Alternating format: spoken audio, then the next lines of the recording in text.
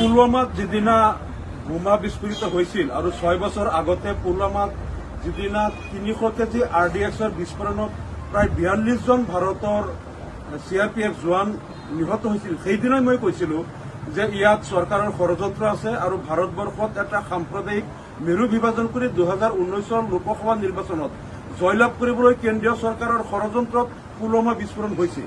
আৰু সেইদিনাই মই কৈছিলো আৰু নিৰপেক্ষ তদন্ত বিচাৰিছিলো, কিন্তু দেখা গ'ল যে এই 6 বছৰত কেন্দ্ৰীয় চৰকাৰে পুলৱামাত হত্যাকাণ্ডৰ তেওঁলোকে তদন্ত নকৰিলে। কেনেকৈ 300 কেজি RDX লৈ কাৰখন CRPFৰ কনভয়ত সোমাল আৰু কাশ্মীৰৰ ইমান এটা নিৰাপদ জোনত, তাত ইমান এটা হাই ছিকিউৰিটি জোনত 300 কেজি RDX কোনে সোমালে, কেনেকৈ সোমালে, আজিলৈকে কেন্দ্ৰীয় চৰকাৰে তাৰ তদন্ত নকৰিলে আৰু তদন্ত নকৰাৰ কাৰণে তাৰ প্ৰকৃত কাৰণটো ৰাইজে নাজানিলে। আৰু কালি যিটো পেহেলগামত যিটো তাত গুলীবৰ্ষণৰ যিটো ঘটনা হ'ল, ইয়াত সমগ্ৰ ভাৰতত বিজেপিয়ে প্ৰচাৰ কৰি আছে যে তাত সন্ত্ৰাসবাদীয়ে তেওঁলোকক নাম সুধি সুধি যদি হিন্দু হয় তেওঁলোকক গুলিয়াইছে, মুছলিম হলে গুলিওৱা নাই। কিন্তু তাৰ যিসকল ভুক্তভোগী তেওঁলোকে আকৌ যিটো বক্তব্য দিছে, ইয়াত কোনো কাকো নাম সোধা নাই, আন্ধাৰৰ পৰা তেওঁলোকে গোপনে গুলীবৰ্ষণ কৰিছে। আমাৰ সন্দেহ পুলৱামাত যিটো চক্ৰই 300 কেজি RDX লৈ সেইদিনা বোমা বিস্ফোৰণ কৰি 42 জন CRPF জোৱানক শ্বহীদ কৰিছিল, কালিৰ ঘটনাটো সেই চক্ৰটোৱে কৰিছে।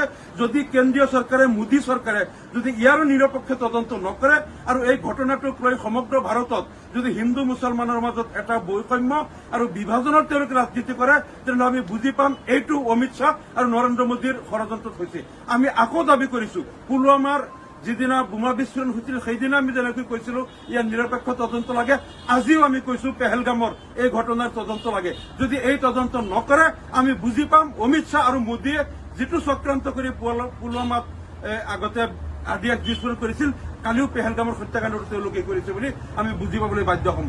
কাৰণ জম্মু কাশ্মীৰৰ প্ৰাক্তন ৰাজ্যপাল SP মালিকে এই বিষয়টো লৈ কেন্দ্ৰীয় চৰকাৰক প্ৰকাশ্যে দোষাৰোপ কৰিছিল যে 300 কেজি RDX অমিত শ্বাহ আৰু নৰেন্দ্ৰ মোদীয়ে তাত আনিছিল আৰু তেওঁলোকৰ ছত্ৰছায়াত তাত বোমা বিস্ফোৰণ হৈছিল আৰু এইটোলৈ তেওঁলোকৰ বহুত বাক বিতণ্ড হৈছিল। আমাৰো সন্দেহ কাশ্মীৰত বাৰে বাৰে এই কেন্দ্ৰীয় চৰকাৰেই এই ঘটনাবিলাক কৰে, যাতে সমগ্ৰ ভাৰতত মুছলমানৰ বিৰুদ্ধে তেওঁলোকে এটা হিংসা আৰু ঘৃণাৰ ভাৱ বিয়পাই দি যাতে তেওঁলোকে ৰাজনীতি কৰিব পাৰে, এইটো আমাৰ সন্দেহ। গতিকে আমি নিৰপেক্ষ তদন্ত দাবী কৰিছো।